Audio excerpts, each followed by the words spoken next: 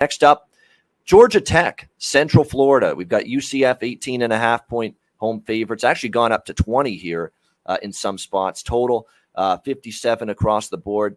All I can say is I've already bet it. Get it now. This line's only going up. That's how bad things are with Georgia Tech football right now.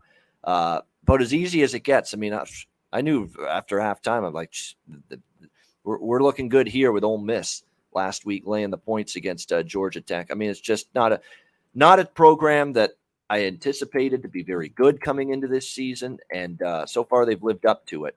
Also 0-3 against the spread. And look, the power rating is crashing on Georgia Tech, because they're playing so poorly. I mean, they beat Western Carolina. They didn't even cover in that game. 24-point favorites. They won 35-17. They get crushed by Clemson 41-10. They get destroyed by Ole Miss 42-0.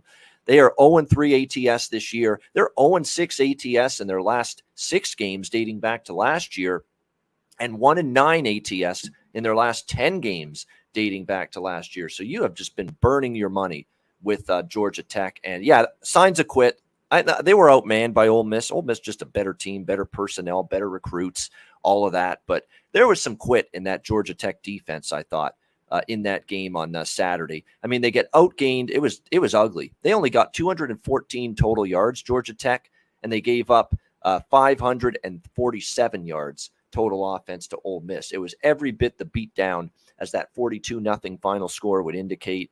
Look, UCF's not the easiest team to lay these kind of big points with because their offense, against Louisville didn't work, and it only worked against South Carolina State and Florida Atlantic, which doesn't have a great defense necessarily, but it should work here against Georgia Tech. And I think even less than 3 touchdowns, there's just some teams that I've committed every week. I'm betting against this team until I lose or until proven otherwise. Georgia Tech is one. Colorado is another. I'm just betting against them every week until I lose at this point. And so I'm on UCF here. What do you think here, Conor Mack? Yeah, this game I don't want anything to do with really here. This was one when we were going through the games last night.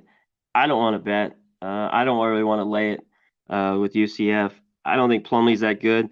They ran away with it over FAU this past Saturday, and man, FAU had chances to score in that game.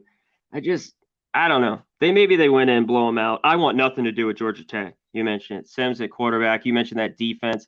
I thought they played a good first half against Clemson. We know Clemson can play halves like that the last few years. So this is one I want nothing to do with. I guess, yeah, lay it with the favorite or pass, and I'm passing on this one.